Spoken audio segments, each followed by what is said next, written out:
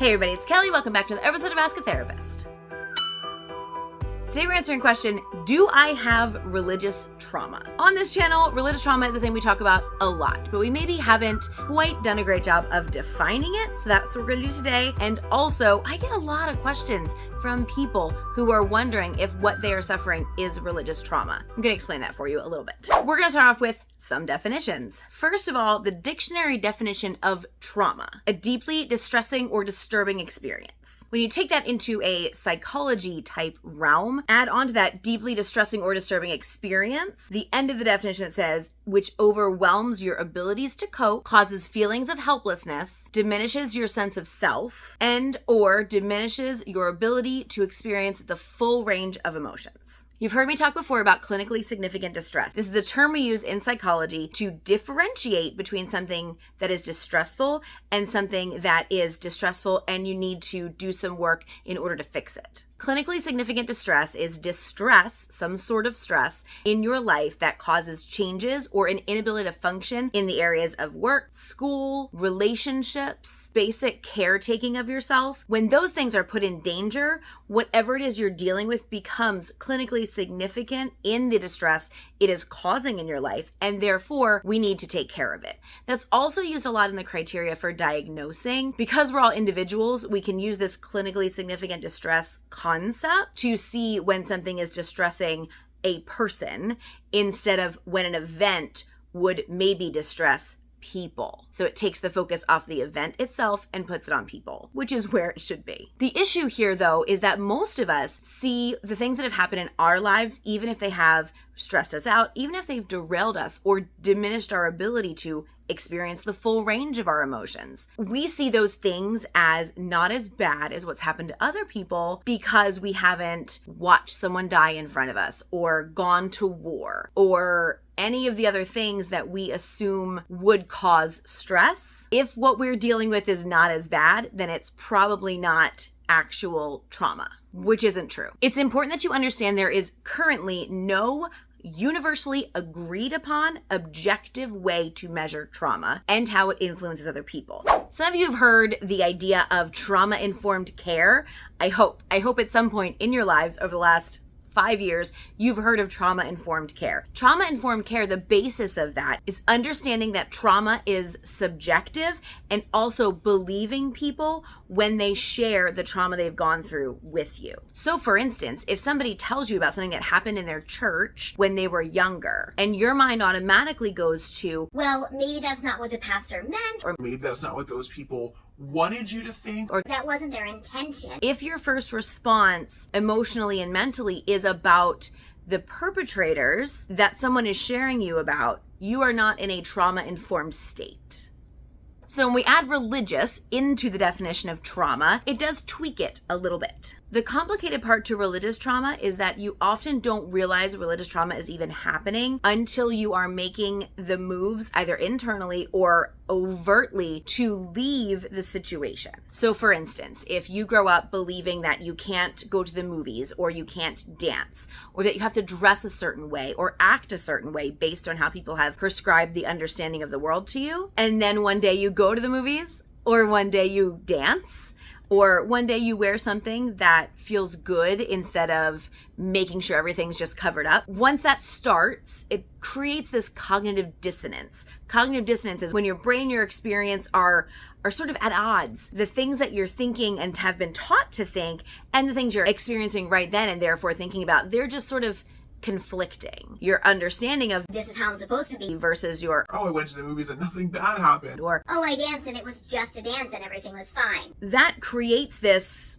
move internally away from what you were taught to do. Once that move starts, that's when religious trauma can really be understood, possibly for the first time. Within most religions, especially those that inflict this trauma on people, there's a deliberate effort to move away from what the mainstream does and do just what is prescribed to the people in your group. This creates this us and them mentality, us, the ones that are set apart and doing things differently and not being shaped by the world, and them who are shaped by the world and slaves to their desires and absolutely not understanding that there are rules that are made for us to live a better life. Did that sound familiar to anybody else? Man, that rolled off my tongue really easily. Other rules like no drinking, attending services regularly, not spending more than this amount of time with non-believers, avoiding the appearance of evil. That's a big one. So something you might not know about me is I went to a Bible college for a while. And when I was there was a lot of conversation about how we were people set apart. As Christians, we were to be in the world, but not of it. And we were to avoid the mere appearance of evil. And the purpose for that was so that we didn't make our brother or sister in Christ stray because they see something we were doing and then think they could do it, even though that would be something that would cause them to stumble. In doing that, in instructing us in this way, the leaders of that school, the leaders of that church, even the students who were in leadership on campus were creating an us and them. Those who were us were then tasked with keeping us safe and sanctified and within the bounds of the things that we were supposed to do. All the while, we could tiptoe over to them only if we were going to, talk to them about being saved or talk to them about the way that their lives could be changed. But then we had to come back to us and we had to spend that time together and prove that we were a part of us by going to church, by dressing modestly, by not drinking, by not dancing, not going to movies, all of those things. And you had to keep proving it because the more time you spent with them, the more you were likely to be sullied by their worldliness. I'm not even kidding.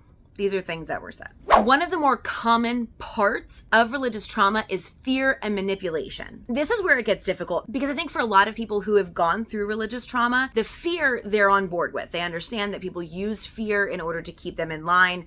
But for some people, I'm going to say for a lot of people, there's this desire to believe that the people doing it didn't necessarily mean to do it. Because let's be real, if the people who did this meant to do it, that means something completely different about them than if they're doing it because they were taught to do it and they never examined why. In one way, they're actually evil, and in another way, they're just kind of oblivious.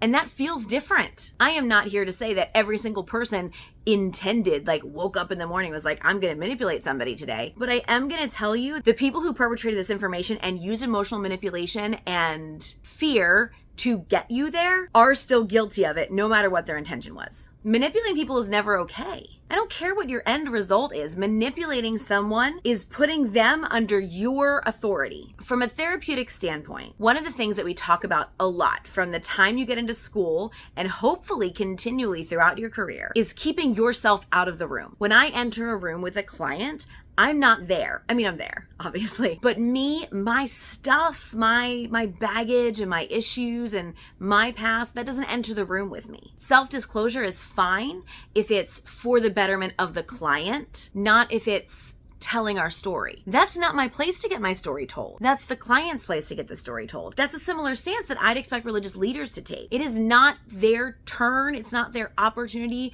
to work out their frustrations or their confusion about things. It is their opportunity to bring the gifts out of their followers and help them to use it for the glory of whoever they're following. Some of the ways that fear is used is to play on our already natural need to belong. And so the fear and the manipulation of that fear becomes, you're not going to be able to be with us if you become one of them, start dating one of them, or become friends, better friends with one of them. You can't be us anymore. And then you find yourself out in the cold because you don't have anything in common with them. You only have things in common with us. It's been constructed that way. So you only can belong here. That's not helpful to you to grow as a person. Time and time again, studies have shown that diversity in experience and diversity in the types of people that you surround yourself with makes for a richer experience. It also helps you to grow better. It helps you to learn better. It makes you a more well-rounded person. But when we enter into these religious trauma, emotional manipulation type arrangements, you're not allowed diversity. You're not allowed to be different. And the threat of being different, the threat of doing anything against the people that are instructing you, what they're threatening you with is expulsion, which is loneliness. You no longer have that connection. You lose every relationship. You don't just lose your church. You could potentially lose your parents. You could potentially lose all of your friends. And I'm not just talking about spending time with non-believers. I'm talking about, I don't know, coming out of the closet. It depends on the religious entity, but by and large, they are not going to be super receptive to you going outside of the lines, because once one person has gone outside the lines, then everybody knows the line isn't as definitive as they currently think it is. Grief. This grief piece is huge. When you walk away from a religious entity that you believed in, there's going to be grief. When you walk away from anything, there's going to be some level of grief. These are the things that we don't talk about, right? When someone gets out of a bad relationship, or someone stops talking to a family member who has just torn them down from day one, or people leave an abusive job situation. We don't talk about the grief because they made a positive decision in their life, so we assume there's no loss. But of course there's a loss, there's an attachment, or nobody would stay in those situations. There's an attachment, there's something that they're getting in those situations that keeps them there, even if they are negative. You have to grieve that loss. Whether your situation was positive or negative, if you do not acknowledge the loss will just sit in you. And at some point, it's going to come back up. Probably at the time you're trying to build new relationships with people. You're going to have those thoughts. You're going to miss those people. You're going to feel that now internalized feeling of loss and not maybe necessarily know where it's coming from. But when you feel it, it will cause distance in your current relationships and the ones you're trying to build. For people who grow up in a religious institution that is manipulative and is designed to keep you kind of stuck in this one box that they want people to be in, especially when you're there from childhood, that breaking free can be so hard. Just the intention of breaking free is enough to cause religious trauma symptoms in your life. Just thinking about it, because you'll feel guilty for trying to leave. You'll feel like you're letting people down. Even after you leave a religious establishment, you could still end up feeling certain things that are just the way it is or the way you were taught. Many of you see my dress code video. It is bizarre to me the number of people who grew up religious, have left religion, and still hold to those dress code ideas, even though that came from purity culture and the church and the idea that we need to cover ourselves in order to be good enough for God and, I don't know, our husbands. How far reaching this stuff goes that we're taught as a child and we're brought up understanding, and how scary and lonely it can be to leave that. When you grow up in this group of people that embraces you and loves you and teaches you in all these different ways, but does it in a way that really makes you feel special and loved and really makes you feel like you belong, thinking about leaving that feels like a betrayal. That's where this term religious trauma comes in. So the question remains, do I have religious trauma? Have you had an experience with a religion that has now caused you to act differently towards religions? If the answer is yes, you might want to talk to someone about religious trauma. I'm not diagnosing you through a screen. Not doing it. I'm saying this might be something worth looking at, because this idea that we could be raised with something and then just walk away and just, cool, I'm done, no worries. That's not how the brain works. Maybe in a few select, very, very special people, they can just shut it off. Most people can't.